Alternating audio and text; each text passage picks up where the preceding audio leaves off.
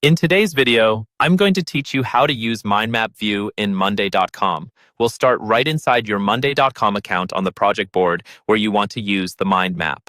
Go ahead and open that project board so you can follow along on your own screen. The Mind Map View is added as an app from the Monday.com marketplace, so the first thing we need to do is install it. From your workspace, open the Apps or Marketplace section.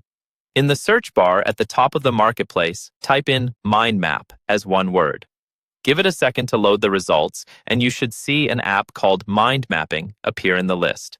This is the app we'll be using to create the Mind Map view for your board.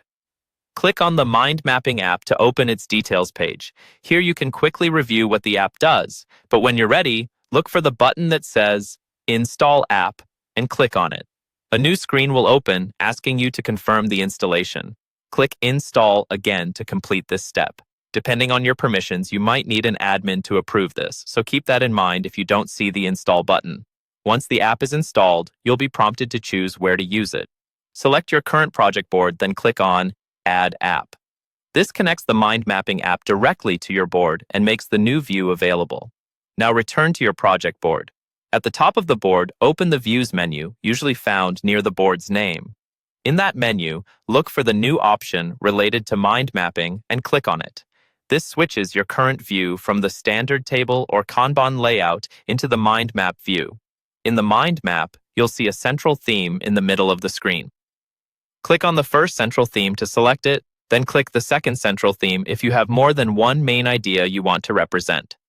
Around these central themes, you'll see supporting ideas branching out.